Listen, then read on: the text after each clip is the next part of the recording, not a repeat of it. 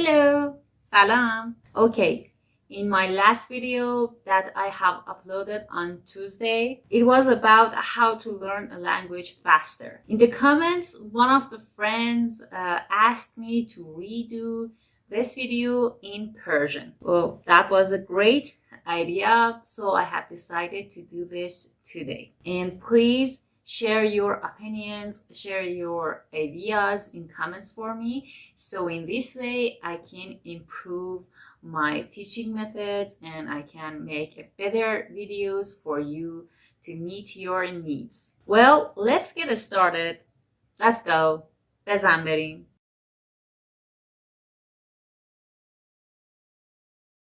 I'm gonna play that video and put in a small box here for you and then translate in Persian sentence by sentence. ویدیو رو توی کادر کوچیک اینجا میذارم و بعد جمله به جمله ترجمهش میکنم.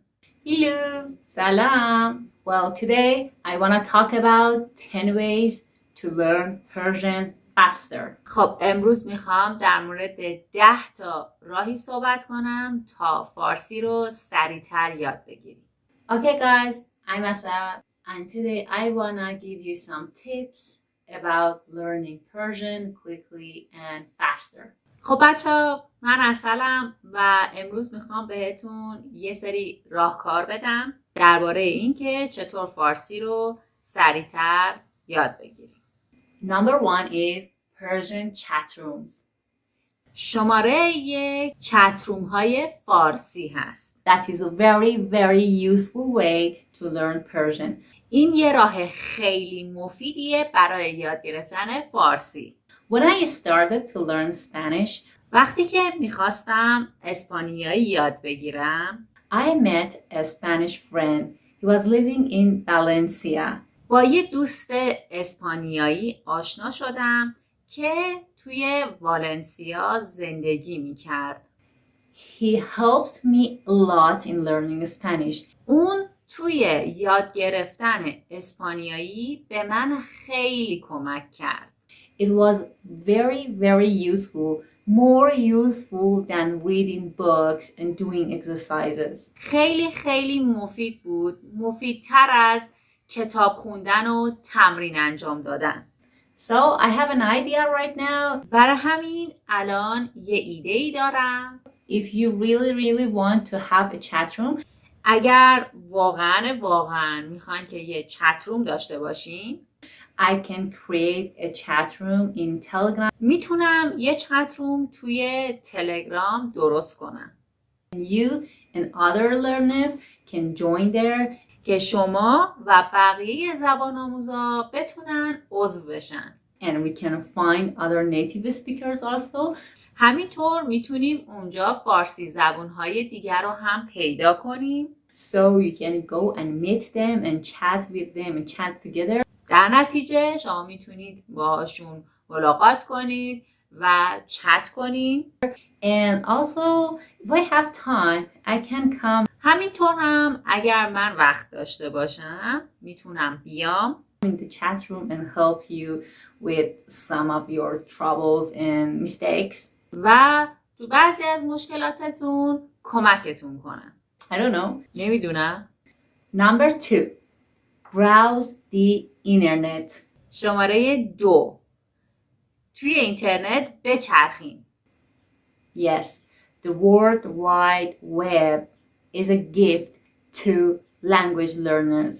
آره، شبکه جهانی اینترنت برای زبان آموزا یه هدیه است.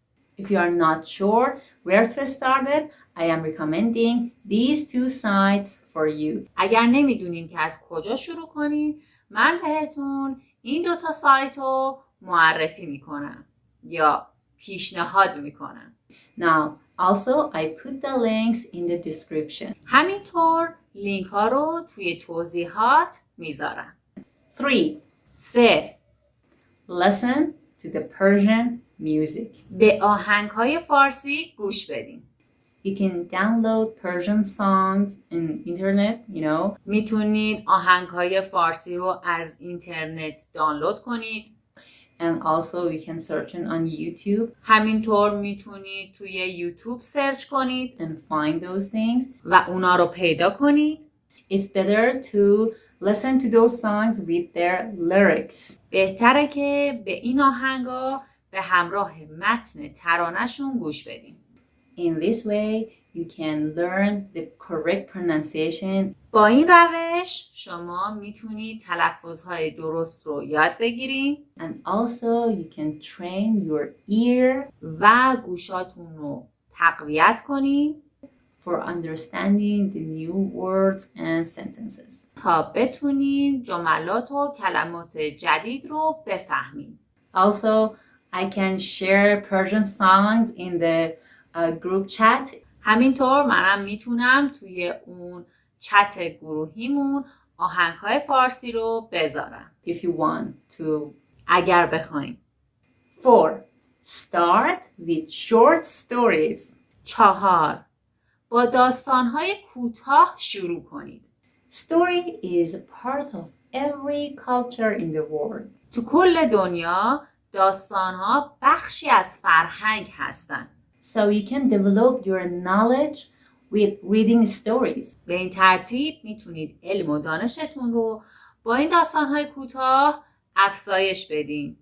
Traditional fairy tales, urban legends, jokes or autobiographies. داستان‌های سنتی، تخیلی، افسانه‌ها، جوک یا لطیفه، زندگی نامه‌ها are among a good resource for your reading skills. مثال‌های خوبی برای تقویت مهارت خوندن شما هستند. 5. Watch the Persian TV shows and programs. برنامه‌های تلویزیونی فارسی رو تماشا کنید یا نگاه کنید. I suggest you to watch high-quality Persian TV programs. من به شما برنامه‌های با کیفیت فارسی رو پیشنهاد می‌کنم. Programs in which people converse. برنامه‌هایی که توشون مردم با همدیگه مکالمه دارن. Perhaps program on the Iranian national channels are good. شاید برنامه‌های تلویزیونی ملی ایران خوب باشن. Number 6. Watch news in Persian language. شماره 6. به زبان فارسی اخبار ببینید. By listening to the news, you can train your ear to understand the correct pronunciation. با گوش دادن به اخبار میتونید تلفظ درست کلمات رو یاد بگیرید. And also to learn grammar. و حتی میتونید دستور زبان هم یاد بگیرید. Number 7. Read newspapers. شماره 7. روزنامه بخونید. Select among the highly circulated newspapers such as همشهری. روزنامه‌های کثیرالانتشار مثل همشهری رو انتخاب کنید. Or other newspapers, no difference, you know. یا روزنامه‌های دیگه فرقی نمی‌کنه. By reading newspapers, you can see how a writer express his idea. با خوندن روزنامه میتونید ببینید که چطور یه نویسنده ایده‌هاش و نظراتش رو بیان میکنه. Or what grammatical structure they use in the writing. یا از چه ساختارهای دستور زبانی استفاده میکنه. You can follow most of the Iranian newspapers on the web. میتونید بیشتر روزنامه‌های ایرانی رو توی اینترنت دنبال کنید. Number 8. Games or crossword puzzles. شماره 8. بازی کردن یا جدول حل کردن. Believe me or not, game and crossword puzzles play an important role in learning. باور بکنین یا نه، بازی و جدول حل کردن نقش خیلی مهمی تو یادگیری زبان برای شما ایفا میکنه. Because in playing games you are very relaxed. چون وقتی بازی میکنی خیلی ریلکسی، آرومی. And then you can learn a language better. برای همین میتونی یک زبان رو بهتر یاد بگیری. By the way, you can learn lots of new words and lots of things in a fun way. به هر حال میتونید یک عالم لغت جدید و چیزهای جدید رو با سرگرم شدن یاد بگیریم. To tell you the truth, I learned English by playing video games. در حقیقت من انگلیسی رو با بازی کردن یاد گرفتم. Because I love video games. چون من عاشق بازی‌های کامپیوتری هستم. And when I was a child, I was playing games. وقتی که بچه بودم بازی می‌کردم. And those were in English language. و اون بازی‌ها به زبان انگلیسی بودن. I didn't have any sources like internet. من هیچ منبعی مثل اینترنت نداشتم. Or I didn't have any teacher. هیچ معلمی هم نداشتم. On that time. در اون زمان. Just a very small English to Persian dictionary. فقط یه فرهنگ لغت خیلی کوچولو داشتم. I remember that I sit down when I'm playing there and I didn't know, even I didn't know how to find a word in a dictionary. یادم میاد که وقتی بازی میکردم میشستم و حتی نمیدونستم که چطور یک کلمه رو توی فرهنگ لغت پیدا بکنم. Just I searching in the pages to find that word I wanted. فقط صفحه ها رو ورق می زدم تا اون کلمه‌ای که می خواستم رو پیدا کنم. More than going to school and reading English books, it was playing video games. Yeah.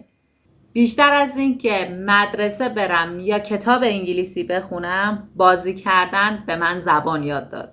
آره. Number 9, that is very, very good and very fun is traveling to the Persian speaking countries. شماره 9 که خیلی خوبه و خیلی جالبه اینه که به کشورهای فارسی زبان سفر کنید.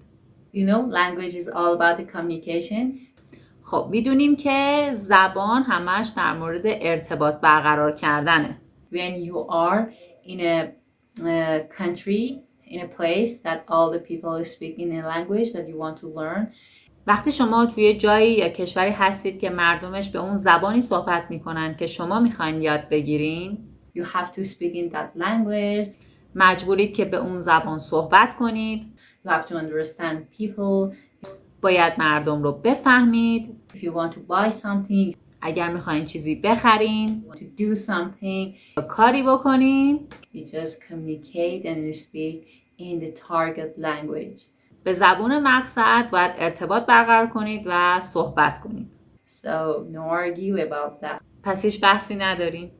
Also, many short courses are held in Iran. همینطور یه سری دوره‌های کوتاه هم توی ایران برگزار میشه. To help you learn Persian language. تا به شما کمک کنه زبان فارسی رو یاد بگیرین. In order to know more about these official centers that help these courses. برای اینکه بیشتر در مورد این مراکز بدونین. You can visit these sites. میتونین به این سایت ها مراجعه کنید. And also I will put these links in the description. باز هم این لینک ها رو توی توضیحات قرار میدم. And number 10 and the last one. شماره 10 و آخرین مورد. When you want to learn a new language, such as Persian. وقتی که میخواین یه زبان جدید یاد بگیرین مثل فارسی. It's better to change your phone language into Persian. بهتره که زبان گوشیتون رو به فارسی تغییر بدین. Because we use phones every day. برای اینکه ما هر روز از گوشی هامون، موبایلمون استفاده میکنیم. So every day you see the Persian text. و هر روز شما متن‌های فارسی رو میبینین. Persian notifications.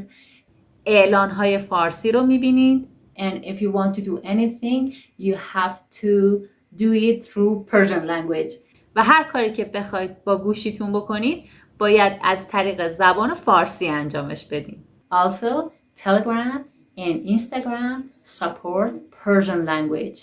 همینطور تلگرام و اینستاگرام زبان فارسی رو ساپورت میکنن. So you can change the language of these two apps into Persian. برای همین میتونید زبان این دو برنامه رو هم به فارسی تغییر بدین. So that was the 10 tips. خب اینم از 10 تا راهکار ما. I hope it was useful for you. امیدوارم که برای شما مفید بوده باشه. If you know other tips that help you to learn Persian better, اگر راهکارهای دیگه هم بلدین که به شما برای یاد گرفتن زبان فارسی کمک کرده، you can write in comments. میتونید تو بخش نظرات بنویسید. Well, don't forget to like and subscribe the channel. یادتون نره که لایک کنید و چنل رو سابسکرایب کنید. Don't forget to follow the Instagram page. یادتون نره که صفحه اینستاگرام رو هم فالو کنید. You can find good posts there, believe me. میتونید پستای خوبی هم اونجا پیدا کنید. باور کنید. Okay, see you in the next videos. Goodbye. خداحافظ. خب تو ویدیوهای بعدی میبینمتون. خداحافظ.